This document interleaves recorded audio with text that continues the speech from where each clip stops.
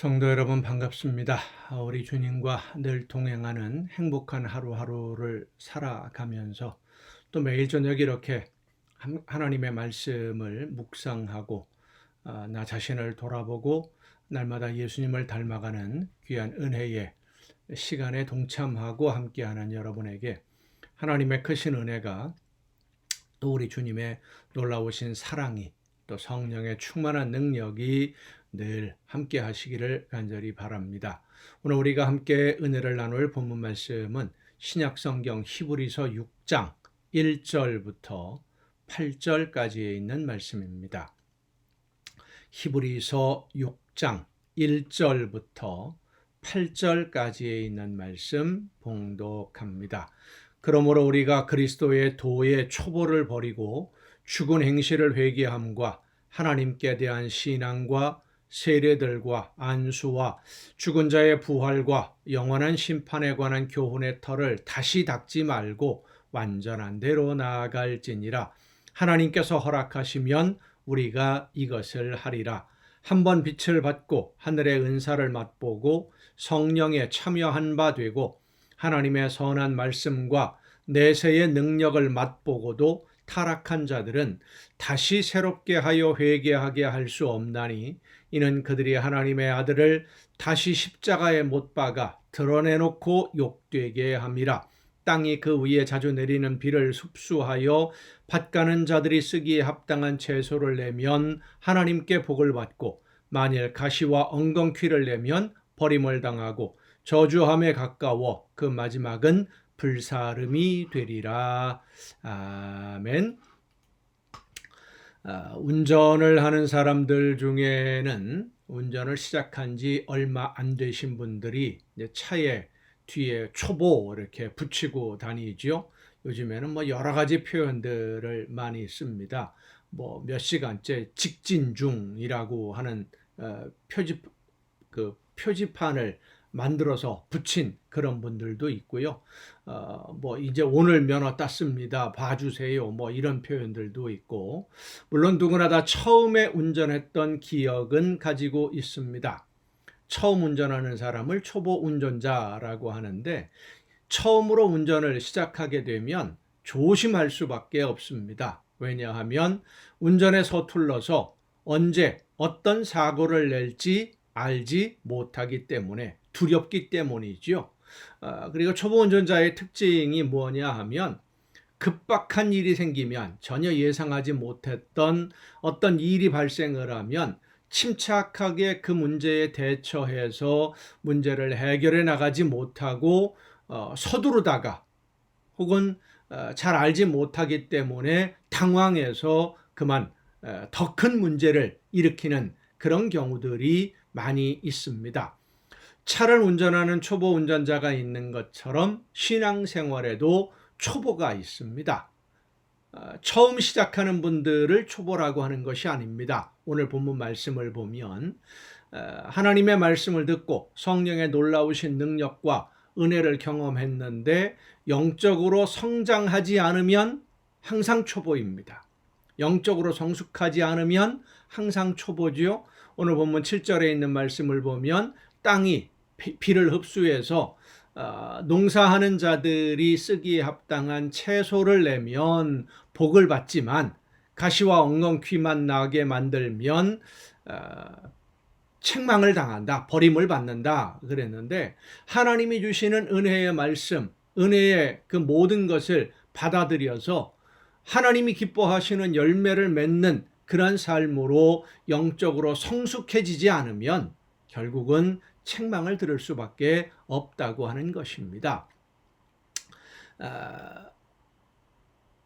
평소에는 그리 어려운 뭐가 어려운지, 뭐가 힘든지, 혹은 뭐 초보인지 능숙한 운전자인지 잘 알지 못하지만 어려운 일을 만나게 되면 이 초보의 딱지를 뗀 사람과 초보에 머물러 있는 사람의 차이가 확연하게 드러나게 됩니다. 어려운 일을 만나고 힘든 일을 만나면 어떻게 처리해야 할지를 몰라서 당황하는 그런 모습들을 많이 봐요. 이제 우리는 이 신앙의 초보 딱지를 떼야 됩니다. 언제까지 이 초보 딱지를 붙이고 다른 사람의 도움을 받고 의지하면서 기대서 문제를 해결하려고 합니까? 언제까지 다른 사람이 알아서 피해가고 다른 사람이 알아서 문제를 해결해 주기를 기다릴 수만은 없는 것입니다. 이제는 우리 모두가 초보자들의 문제를 해결해야 되는데, 내가 초보의 딱지를 그대로 가지고 있으면서 내가 여전히 초보에 머물러 있으면 신앙의 성장이 전혀 이루어지지 않은 것이고요, 하나님이 기뻐하시는 열매를 맺지 못하고 있는 겁니다. 오늘 본문이 우리에게 말씀해 주는 것이 바로 그것입니다. 초보를 버리고 성장해야 된다. 그렇습니다. 우리는 처음이 아닙니다. 처음 하는 초보는 어린아이와 같은 그런 신앙으로는 아무것도 할 수 없습니다. 아니, 스스로는 할 수 있다고 생각을 해도 사실은 하지 못합니다. 감당이 안 돼요. 문제만 일으키기 마련이지요. 초보 운전자가 차를 끌고 거리에 나가면 집에 있는 사람들은 항상 불안해합니다. 어떤 사고가 날지 모르니까.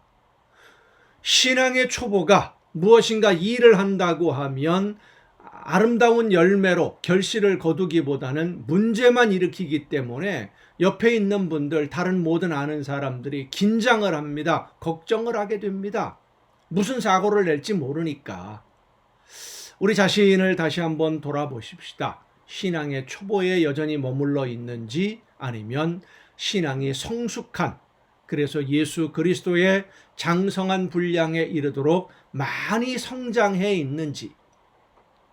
성숙한 신앙인은 스스로 자기가 할 일을 찾아서 하는 사람이고, 이웃의 어려움을 돌보면서 그들을 도와주는 사람이고, 성숙한 신앙인은 하나님이 기뻐하시는 뜻이 무엇인지를 깨달아서 그 뜻을 따라 순종함으로 하나님이 원하시는 열매를 많이 맺는 성도, 하나님의 자녀가 성숙한 신앙인입니다. 여러분 모두가 하나님이 기뻐하시는 열매가 풍성하게 맺혀지는 성숙한 신앙인으로 하나님이 기뻐하시는 일들을 넉넉히 이루어가는 아름다운 일꾼으로 오늘도 내일도 살아내며 하나님께 영광 돌리는 복된 삶으로 이어질 수 있기를 간절히 바랍니다. 기도하시겠습니다. 크신 은혜와 사랑으로 오늘도 연약한 저희들의 삶을 이끌어 주시고 은혜 가운데 주관해 주시는 아버지 하나님, 하나님이 원하시는 뜻이 무엇인지를 깨닫고 성령께서 인도하시고 감동 주시는 대로 하나님의 말씀을 듣고 그 말씀을 따라 순종함으로써 하나님이 원하시는 아름다운 열매를 풍성하게 맺어가는 우리 모두가 되게 하여 주시옵소서. 신앙의 초보에서 벗어나서 날마다 성장하고 성숙해지며 하나님이 원하시는, 그래서 하나님이 기뻐하시는 아름다운 열매를 맺는 일꾼들로 오늘 하나님께 칭찬 듣는 우리 모두가 되게 하여 주시옵소서. 이 모든 말씀을 예수님의 이름으로 기도하옵나이다. 아멘. 오늘 우리가 함께 통독할 하나님의 말씀, 계시록, 요한계시록 4장부터 함께 통독하겠습니다. 어제도 우리가 요한계시록을 통독을 시작하면서 제가 말씀을 드렸습니다마는, 계시록을 읽을 때 우리가 가장 주의해야 될 것은 사도 요한이 환상으로 보았던 이 모든 사건들은 계시록에 있는 사건들이죠. 상징적인 언어로 기록이 되어 있습니다. 그리고 이미 일어난 사건들이고, 그리고 지금도 이루어지고 있고, 그런 일들이 벌어지고 있고, 앞으로도 또 똑같은 일들이 발생하게 될 것이다 라고 하는 사실을 우리는 늘 염두에 두고 이 요한계시록을 읽어야 됩니다. 그래서 계시록을 읽고 설명을 하다 보면 하나님의 심판이 지금 이루어지고 있고 곧 종말이 다가온다, 지금 하나님의 심판이 시작되었다, 이런 의미로 해석할 수 있는 여지가 아주 많이 있는 것이 요한계시록의 내용들입니다. 하지만 이미 이루어진 사건이면서 동시에 지금도 발생하고 있는 일어나고 있는 일들이고, 그리고 앞으로 하나님이 이 세상을 마지막으로 심판하실 때에 또 일어나게 될 그런 사건들에 대한 상징적인 표현이다라고 하는 것을 늘 기억하면서 이 계시록을 읽어야만 됩니다. 여러분 잊지 마시고 상징적 사건, 상징적 언어로 표현된 그러한 일들이다라는 것을 늘 생각하면서 성령께서 우리에게 깨달음을 주시기를 위해 기도하면서 함께 요한계시록 4장부터 함께 통독을 하겠습니다. 요한계시록 4장입니다. 이 일 후에 내가 보니 하늘에 열린 문이 있는데 내가 들은 바 처음에 내게 말하던 나팔소리 같은 그 음성이 이르되 이리로 올라오라. 이후에 마땅히 일어날 일들을 내가 네게 보이리라 하시더라. 내가 그 성령에 감동되었더니 보라 하늘에 보좌를 베풀었고 그 보좌 위에 앉으신 이가 있는데 앉으신 이의 모양이 벽옥과 홍보석 같고 또 무지개가 있어 보좌에 둘렸는데 그 모양이 녹보석 같더라. 또 보좌에 둘려 24 보좌들이 있고 그 보좌들 앞에 24 장로들이 흰옷을 입고 머리에 금관을 쓰고 앉았더라. 또 보좌로부터 번개와 음성과 우레소리가 있고 우레소리가 나고 보좌 앞에 켠 등불 7이 있으니 이는 하나님의 7 영이라. 보좌 앞에 수정과 같은 유리 바다가 있고 보좌 가운데와 보좌 주위에 4 생물이 있는데 앞뒤에 눈들이 가득하더라. 그 첫째 생물은 사자 같고 그 둘째 생물은 송아지 같고 그 셋째 생물은 얼굴이 사람 같고 그 넷째 생물은 날아가는 독수리 같은데 4 생물은 각각 6 날개를 가졌고 그 안과 주위에는 눈들이 가득하더라. 그들이 밤낮 쉬지 않고 이르기를 거룩하다 거룩하다 거룩하다 주 하나님 곧 전능하신 이여 전에도 계셨고 이제도 계시고 장차 오실 이시라 하고 그 생물들이 보좌에 앉으사 세세토록 살아계시는 이에게 영광과 존귀와 감사를 돌릴 때에 24 장로들이 보좌에 앉으신 이 앞에 엎드려 세세토록 살아계시는 이에게 경배하고 자기의 관을 보좌 앞에 드리며 이르되 우리 주 하나님이여 영광과 존귀와 권능을 받으시는 것이 합당하오니 주께서 만물을 지으신지라. 만물이 주의 뜻대로 있었고 또 지으심을 받았나이다 하더라. 5장입니다. 내가 보며 보좌에 앉으신 이의 오른손에 두루마리가 있으니 안팎으로 썼고 7 인으로 봉하였더라. 또 봄에 힘있는 천사가 큰 음성으로 외치기를 누가 그 두루마리를 펴며 그 인을 떼기에 합당하냐 하나 하늘 위에나 땅 아래에 능히 그 두루마리를 펴거나 보거나 할 자가 없더라. 그 두루마리를 펴거나 보거나 하기에 합당한 자가 보이지 아니하기로 내가 크게 울었더니 장로 중에 한 사람이 내게 말하되 울지 말라. 유대 지파의 사자 다윗의 뿌리가 이겼으니 그 두루마리와 그 7 인을 떼시리라 하더라. 내가 또 보니 보좌와 4 생물과 장로들 사이에 한 어린 양이 서 있는데 일찍이 죽임을 당한 것 같더라. 그에게 7 뿔과 7 눈이 있으니 이 눈들은 온 땅에 보내심을 받은 하나님의 7 영이더라. 그 어린 양이 나와서 보좌에 앉으신 이의 오른손에서 두루마리를 취하시니라. 그 두루마리를 취하심에 4 생물과 24 장로들이 그 어린 양 앞에 엎드려 각각 검은고와 향이 가득한 금대접을 가졌으니 이 향은 성도의 기도들이라.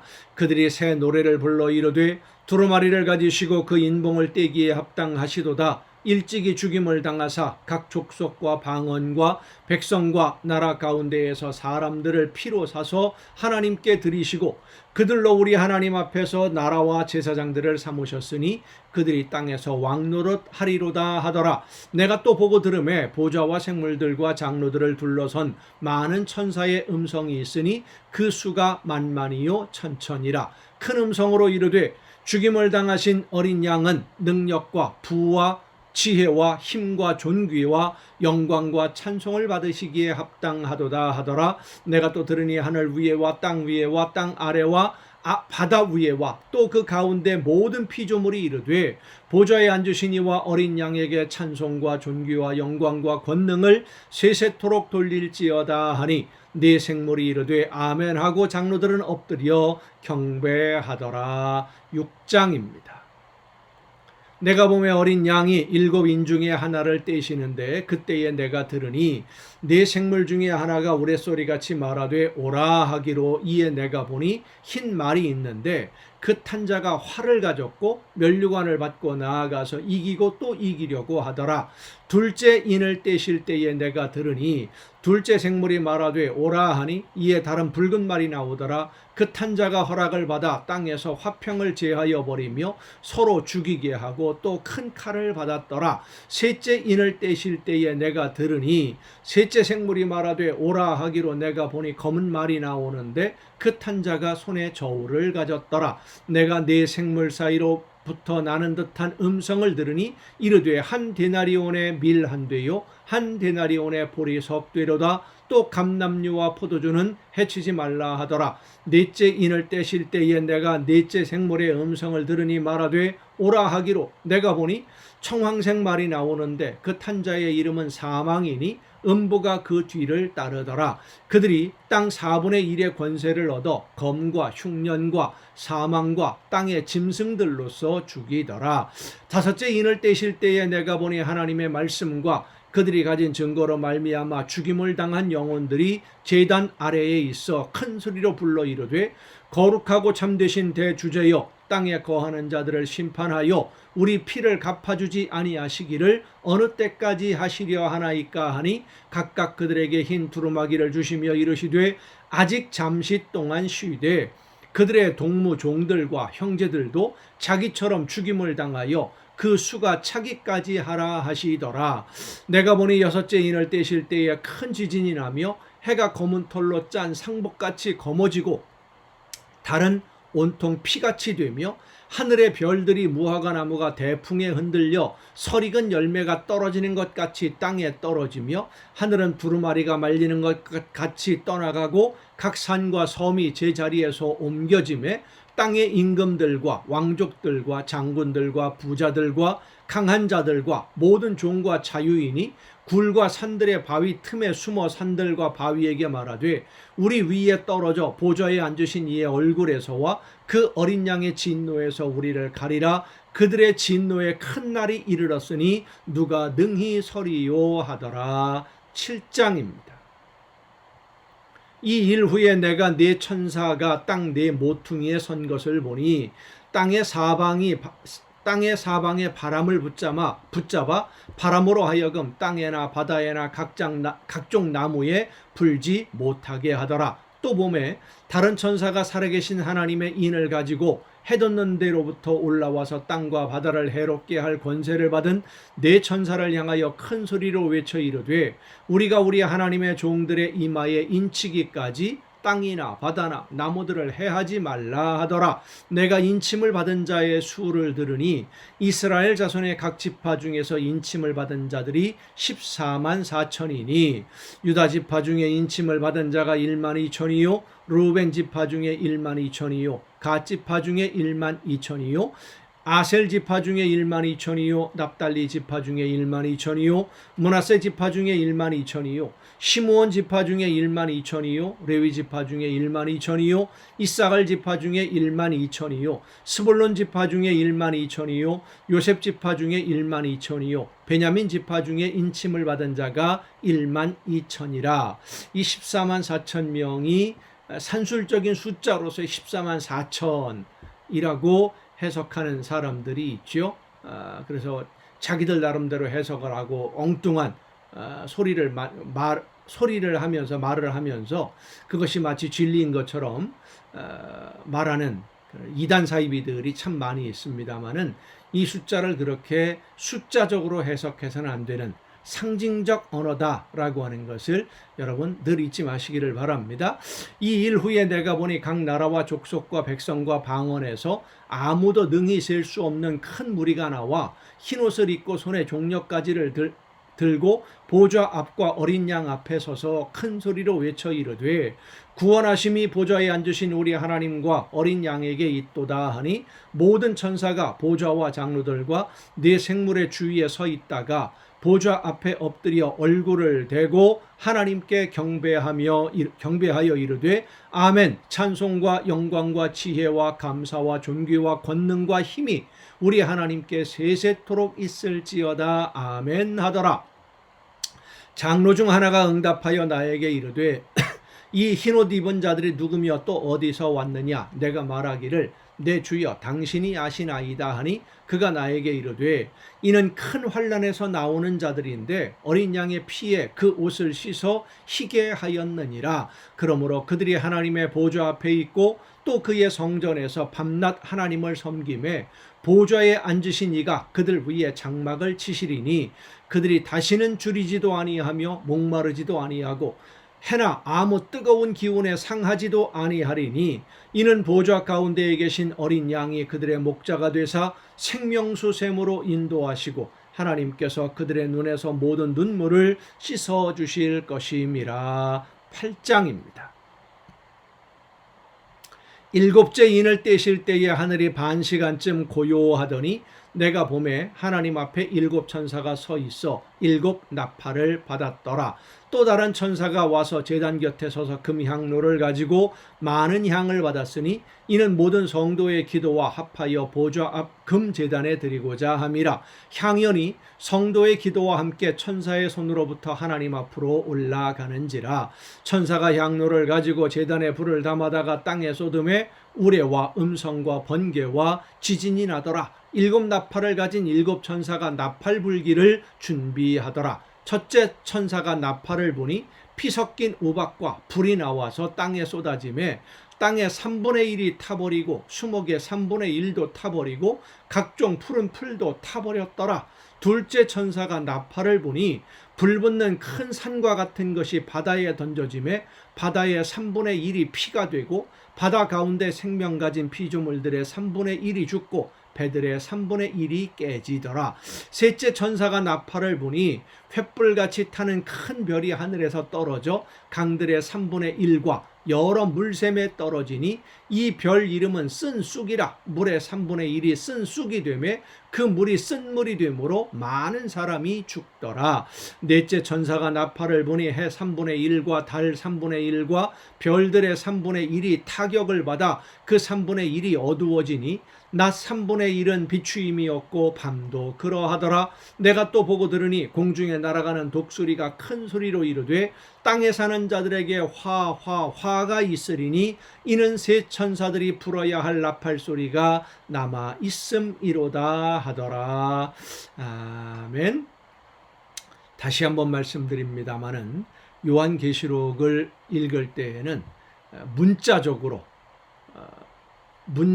문장에 있는 단어라든지 문자 그대로 해석하고 받아들이기보다는 하나님이 계획하신 일들을 본 사도 요한이 상징적 언어로 예언적 언어로 기록한 것이다 라는 것을 늘 잊지 마시고 이 요한계시록을 사사로이 개인의 생각을 가지고 억지로 풀면 결국 죽음의 길을 갈 수밖에 없습니다. 이단 사이비가 되는 것이죠. 특히 마지막 때에 관해서 그때가 언제냐라고 하는 것, 이런 마지막 때에 관해서 분명히 예수님이 하신 말씀이 있는데 사사로이 개인의 생각을 가지고 숫자를 해석을 해서 언제가 하나님이 심판하시는 날이고 예수님의 재림하실 때다 이런 식으로 말하는 사람들 여러분 조심하시고요. 멀리 하셔야 됩니다. 절대 그들의 말에 귀를 기울이지 마세요.